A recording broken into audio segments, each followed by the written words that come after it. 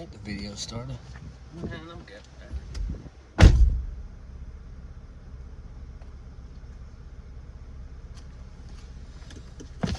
Are we live? Not live, really. We're just recording. What's up, everybody? Shaw here. It is a cold Sunday. Actually, it's not that cold. It's Sunday in Ohio. How you doing? Hope everybody's having a blessed Sunday. I am myself. Went to church this morning. Good service. I'm sitting in the parking lot making this video while my youngest son Eli he does travel soccer. One of the things I'm going to talk to y'all about today is how we manage sports and stuff. But my youngest son Elijah, he's on a travel soccer team. He loves it. We practice twice a week which right now is the off season. They do indoor soccer practices twice a week, 2 hours a week until springtime. Well, actually, I think it starts in April. Then they'll be doing practice during one or two, it might be two practices, but at least one practice. I think they do two practices a week, and then on Saturdays they'll have two games every Saturday for about 8 weeks. I think the last one is in the beginning of June, and then they'll be back in the off season. They'll have a couple weeks off, and then they'll be back to practicing again. Yeah, that's a full-time job. I mean, we travel all over in and around Columbus for those games once they start, and then they have a tournament at the end of the year. But he practices, it's 20 minutes from the house where they practice twice a week. Right now, once the actual season starts in April, they'll be practicing, I want to say, right, it's like 5 minutes from the house. But then my oldest son will be playing in it this year too. He didn't want to do it this past year. He wanted to play basketball, so he did. He played rec ball soccer, and then he's playing basketball right now. We got a couple weeks left of it, and then we go in a tournament for it. But he only practices 1 hour a week, and then one game every Saturday morning. So yeah, we pay for that. Eli's we pay $100 a month for this program, and it's done him a lot of good. It's kept him active. He's gotten faster. He's gotten a lot better at soccer. Let me make sure we're still recording. I think I might have clicked that button actually. Let me make sure. We're still recording. Oh yeah.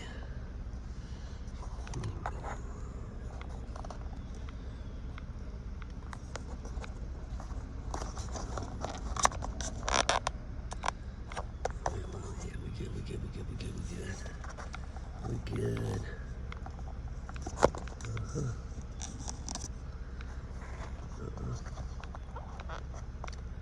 We are good. Right, yeah. So yeah, I'm still on this broken selfie stick doing these videos. Did I click it again? Dang it. Nope. Alright, so like I said, my name's Shaw. I got a couple YouTube channels. I got this channel is Fix It Fatherhood. It's just me just talking about dad stuff, talking about life, talking about my job, talking about how much money I make, talking about bills, talking about the struggle, honestly. Hopefully one day I'll be able to say I'm not struggling anymore. Won't have to worry. But I got another YouTube channel, it's Money Maybank. That's the handle, at Money Maybank. It's gonna be nothing but golfing and sports stuff, like for my sons. And then I I golf. Once it gets warm enough, I golf. Yesterday I was outside hitting golf balls in the snow because it warmed up to about 33 degrees. It was nice. Ground was frozen solid, so it was kind of interesting, but it was fun. But yeah, so today I'm waiting while my son's in there in practice. His coach is a real stickler about talking to the kids while they're practicing, so I just stay out of it because I do coach at the same time. So sometimes I get a little. Sometimes me and the coach butt heads a little bit, but he's a good guy. We love him.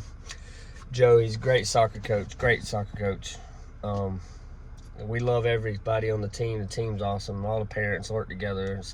It's really cool.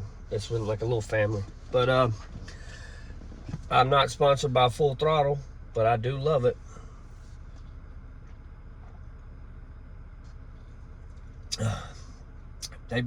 I've been drinking these since I think I was about 10 years old. I was drinking those. I'm 35. That's 25 years they've been in the business. Ain't never changed the flavor. Still delicious. Full Throttle. Go get you some. I am not sponsored by them, but if they want to sponsor me, hit me up. Yeah, so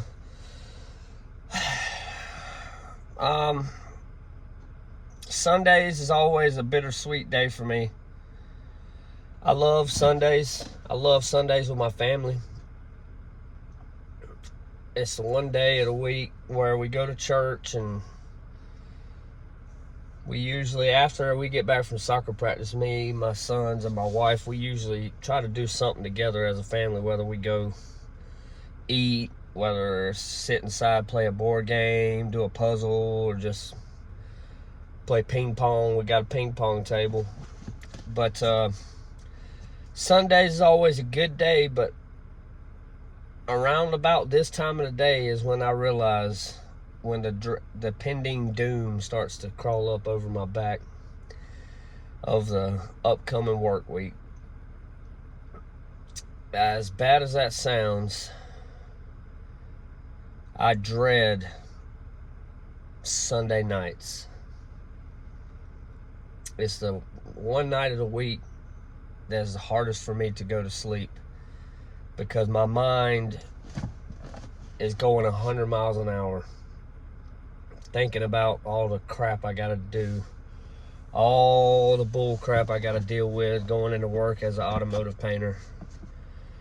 My helper is not gonna be there the first 3 days of the week, which I was trying to figure out a way to put this nicely.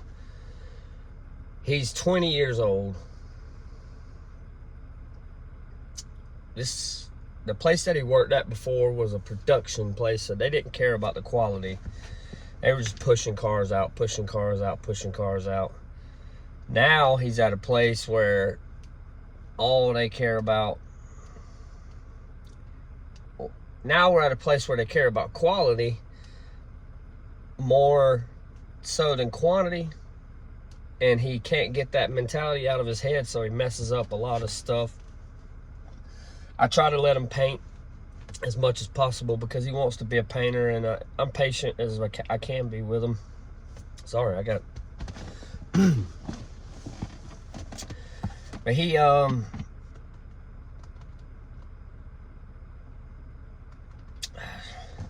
just, you can tell he ain't never really had nobody come down on him. Nobody to really hold him accountable for the things that he does. So I've been holding him accountable, and he's kind of giving me a little backlash, like, you know, negative feedback, if you will. He can't take constructive criticism, but I'm being patient and I'm trying to work with him. But he's not going to be there, so I'll be on my own, which I like because I know it's going to be done right. I know I don't have to worry about nothing as far as prepping. I know my paint jobs. When it gets to the paint part, it's money. I'm an excellent. I take pride in my work. I'm confident. I'm cocky. There ain't a color I can't paint. There ain't a paint line I haven't been able to handle. If I mess something up, I own it, and I redo it and get it done as quick as possible. I haven't had, but I don't even want to say this. I probably shouldn't say it, but I've only had one redo in the past year, that was my fault. I've had a couple of redos, but it was not really because the paint job was messed up. It was because of, like we had to, like my prepper wouldn't wipe it down. We'd have fish eyes around the door handles and stuff where, there's grease in those door handles or sometimes in a lot of vehicles. Some of them, they put a lot more than others, and when you pull them out, if you don't wipe that stuff off instantly, if you go to prep it and sand it, all it does is just push it down in that. It's just hot. It don't do nothing but make it go in the paint. So whenever you paint over it, you won't see it until you clear coat it. When you clear coat it, you'll just see the fish eyes pop up. I don't worry about that when I do it, because the first thing I always do is thoroughly clean the panels and the new panels, the blend panels, and everything that I'm going to be taping on. Everything that tape that tape is going to be touching, I clean with alcohol. Every panels get wax and grease remover. I sand it, scuff it, blow it off, wipe it down again, tape it up, put it in the booth, wrap it up, cut the paint plastic off, tape it up again, put paper in some areas like the wheel wells and on the bottom of the car to keep the overspray and stuff and dirt from kicking in. Silicone, stuff like that on tires will get in paint jobs and ruin a paint job. But then once I get to the paint, man, that's the easy part. That's the part that takes the least amount of time. So with him not being there, I get to do it myself. The problem with that is that I don't get as much done. So I have to stay at work a little bit longer. I have to come in a little bit earlier, and I still have to deal with everybody coming. Hey, what do you think about this? What do you want this? How do you want this? Even though I want everything the same all the time. Uh-oh, I think I hit that button. No, damn, I'm doing good today. Did I just do it? No.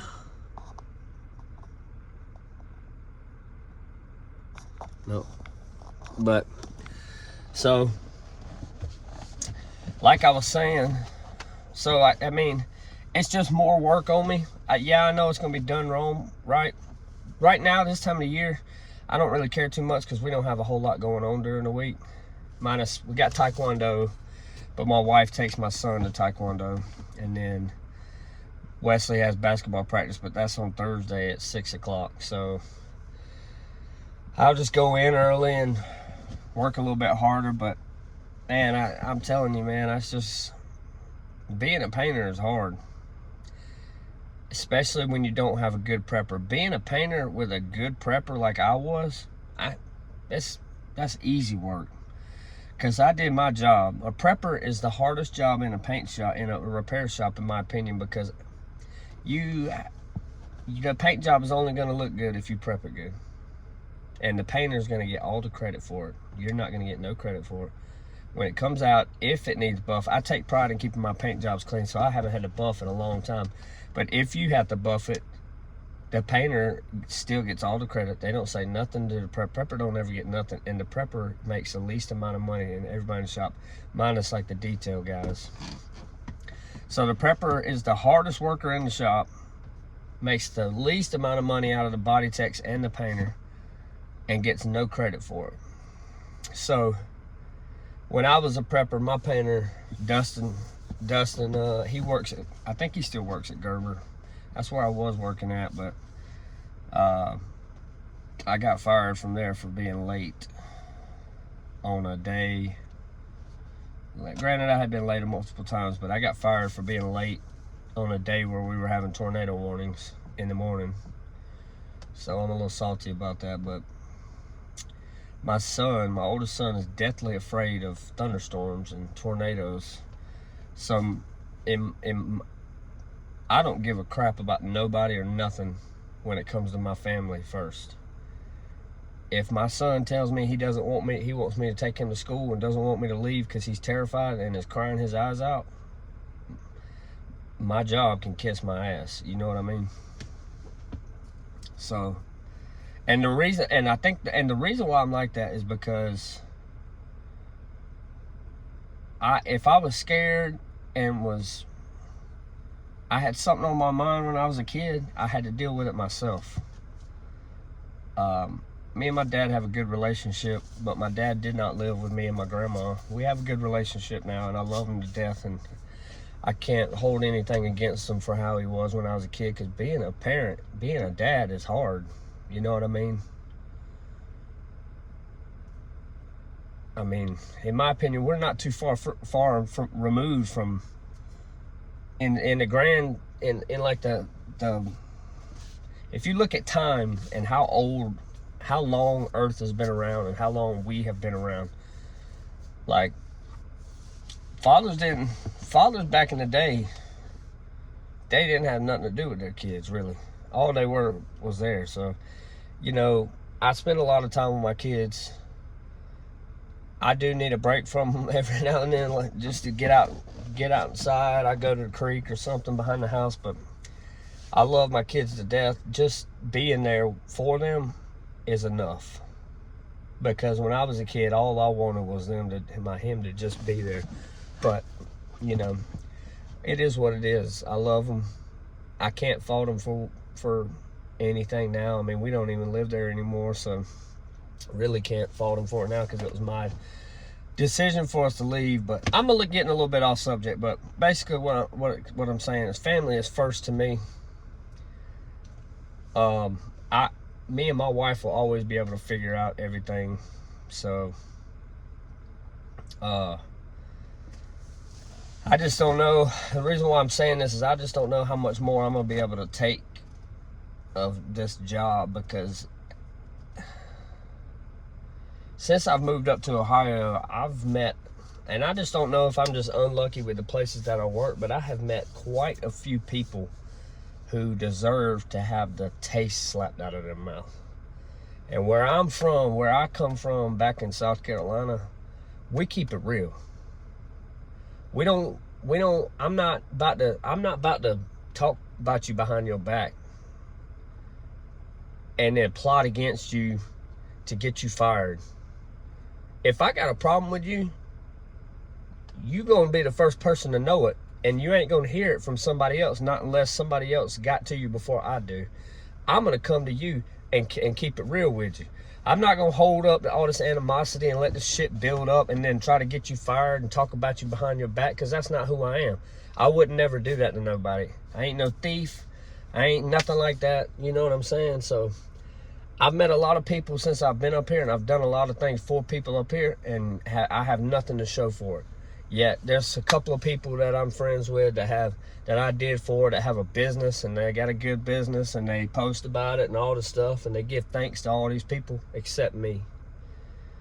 I got Dustin, my buddy Dustin. He helped me as a painter. We're not friends no more because of some crap that went down, but you know, it is what it is. I feel some type of way about it. He feels some type of way about it. You know, I ain't holding no grudge against him. If he wants to talk about it with me, cool, we can figure it out. But I've already reached out to him a couple times and haven't gotten nothing but like a response as to where I'm working. And then once I tell him, that's it. So I'm done putting it out there for him, you know. But if he wants to holler at me, he can holler at me. I ain't worried about it. I ain't holding on. I'm moving on to bigger and better things. Hopefully this YouTube thing will kick off. And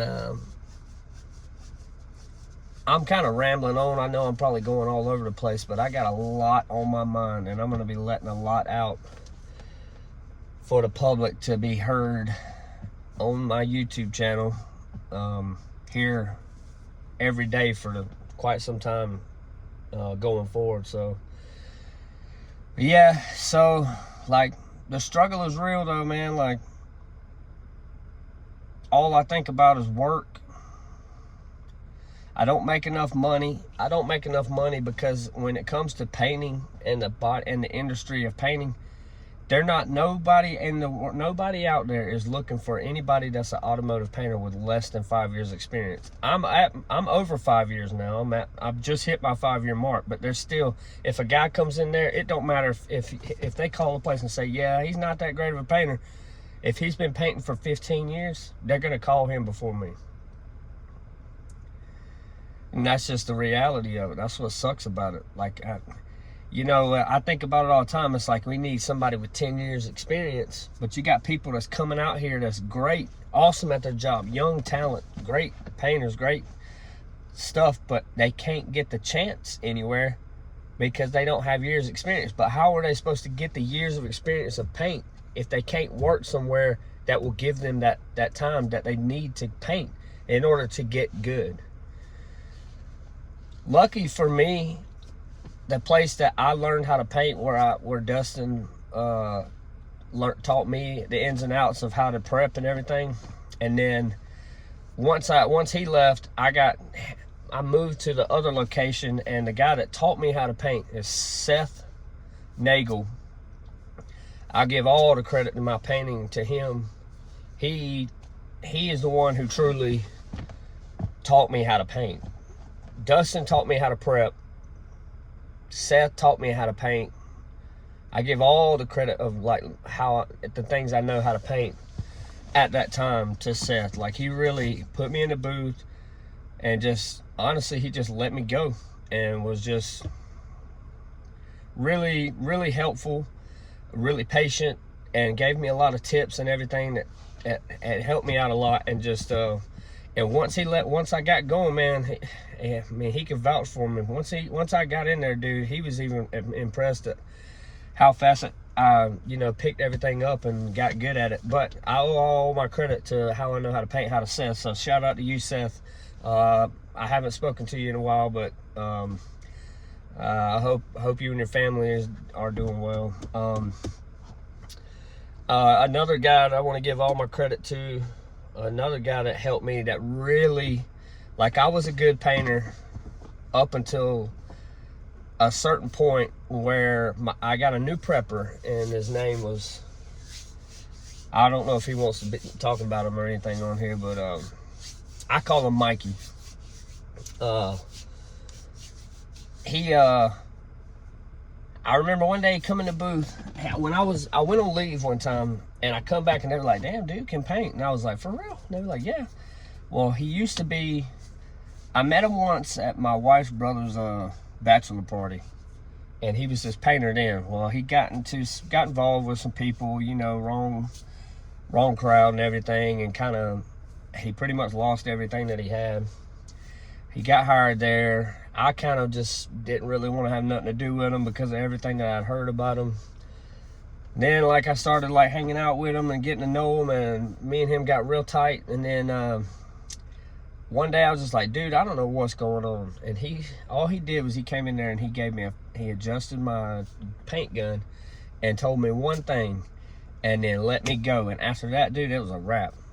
I mean, I took off from there. So I owe me learning how to prep to Dustin, the ins and outs of prepping to Dustin and Seth, all my painting knowledge and everything, like how to paint and just to get going. I owe all that to Seth. But what really set me off as a painter, all the couple of things and tricks and tips that made me as good as I am now, I owe to Mikey. So shout out to you, Mikey. I hope you and your family are doing well. And I've worked at a few places now. I make good money. I don't make good money now. I don't make bad money, but if my wife makes more money than me. If she wasn't making as much money as she's making now, I would be far more disgruntled than I am currently. I find it hard for me to get up and go to work and deal with the bull crap that I have to deal with at the current place that I work at, just because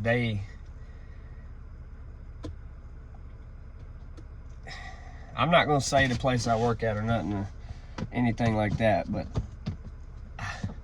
I won't never take my vehicle there for anything to be worked on that's heavily damaged. I'll tell you that. But it is what it is. I mean, the place I'm working at now, they're really making me hate being a painter. And it's gotten to the point now where I've been talking to my wife about quitting, just not going back. because I'm trying to make myself and my family better, and I can't do that if I'm unhappy, if I'm pissed off every day when I come home from work. I leave it at work, but I can tell now more and more that I'm starting to not be able to leave it just at work. So I'm just like snapping at my wife and kids sometimes, and I instantly am just like, what are you doing? But the struggle is real. I don't know, man.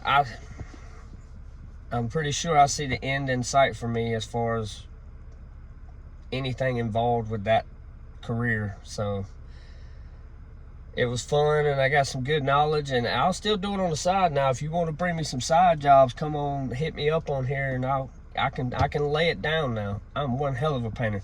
That's one thing can't nobody take from me. That's one thing can't nobody say about me, is that I'm an okay painter. They'll be like, he's a great painter. Everybody will say that. Now, my attitude has gotten me in quite some trouble. I just don't take no crap. You know what I'm saying? So if you say something that pisses me off, I'm addressing it right then and there. My attitude has gotten me in quite some trouble, and I'm just gonna let y'all know, the first place, I don't know if I should say it, but I got in a little bit of trouble, and I got an assault charge pressed against me, and ended up getting that dropped down to a disorderly conduct and 1 year probation, because it was on video. I was in the right. This person put his hands on me, and I punched him. I only did it to create space, though, because then, you know, I didn't want, if I put it like this, if that dude at that place that I was working hadn't have touched me, I would probably still be working there. But it is what it is, and you know, I don't take nothing from them. You know what I mean? They gave me the opportunity to paint, and I'm grateful for that, and I will thank them anytime I see them for that. But don't ever put your hands on another man and expect to not be. As a man, you can't let nobody touch you like that. I'm not going to. I didn't even have time to react in my mind. I just reaction. So, but anyways, I mean, and then the judicial system here kind of got me all screwed up. And I went to Disney World with my family. Came back on my son's 9th birthday party. 30 minutes before the party started, 6 sheriffs surrounded my house, put me in jail, had a warrant for my arrest, put me in jail. I had to walk past my family and my sons in handcuffs, and past all my neighbors in handcuffs. I didn't have nothing but swimming trunks on. Didn't know anything. I spent a whole week in jail. Finally got my attorney and my wife. My wife was calling, and basically what I think happened is they got tired of hearing from my wife calling, because she was pissed off. I was too, because I didn't know nothing. Finally got arrested. Finally got out of jail, right? I ain't gonna go into detail about it, none of that. Put on probation. Went to court for that probation violation that I was, because I left the state and went to Disney World. Went to court. They put me on, I had to go to anger management once a week. They put me in an ankle monitor on work release. For almost 2 months, I had to walk around with this damn ankle monitor. I had to sit on a charger with it plugged into the wall for 2 hours a day. The day I got that thing off, I went to one more anger management. I got my certificate that I passed anger management, and I decided that that was going to be it. That from then on, I wasn't going to put myself in any situation to get me in trouble again. So I quit drinking. I've dabbled with other things I'm not going to speak of. I don't do that no more. I used to smoke cannabis, marijuana. I quit doing that. I don't do nothing but drink water and praise God. And spend time with my family, because, you know, the older I'm getting, the more and more I realize that, like, you know, life is short, man, and it's going by. The older my kids are getting, the more and more I just realize, like, wow, like, where is time going? Where has all this time gone? It really does go by like that. And I don't have a lot of memories. My memories when I was a kid were with all my neighborhood buddies. My mom passed away when I was young. I used to go to my grandpa's all the time, but once I found that I liked girls, dude, I never was at the house, dude. I was always, you know, if you a man, you know what I was going after. But I don't know. I probably got way off topic. I just got a lot to say and a lot to think about. I'm thinking about starting a podcast. I don't know what it's going to be called, but I'm sure it'll be interesting. I got a few people, a couple of my buddies. One of my buddies is going to be my first guy on the show. He don't know it yet, but my buddy Brett is going to be my first person on the show. He's a Canadian dude I met when I was in high school, and me and him have been best friends since the first day we met, when he picked me up in that 92 Dodge Caravan, the meanie green. But the dude's him and his dad are literally genius. They're smart. I mean, they're on a whole nother level of smart, and I'm lucky to call him my best friend. So shout out to you, Brett Hess. Brett Tet. That's my dog. But yeah, so stay tuned. I might throw another little video up here tonight with my wife on there, just talking about everything. But I got more. If you got any questions or anything that you think I should talk about, or if I'm not talking the right way or anything like that, just let me know, because I'm here to do for my family, but I'm also here to help anybody out there that's struggling, that's thinking that, like, you know, am I the only one that has to deal with all these thoughts as a man or as a woman? This isn't just for men, but I mean, it is called Fix It Fatherhood, but it can be for mothers out there too. So shout out to all the fathers, all the dads, all the people that are struggling, all the people that aren't struggling, all the people that are worrying, all the people that ain't worrying, everybody in the world. I hope everybody's having a blessed Sunday. Somebody out there loves you. I love you. I hope you love me. The haters, as I say always, I love you too, because you help support my cause too. Keep hating. But I love you guys, and I hope I made somebody smile. I hope I made somebody else feel better, and I hope that I continue to do the same thing.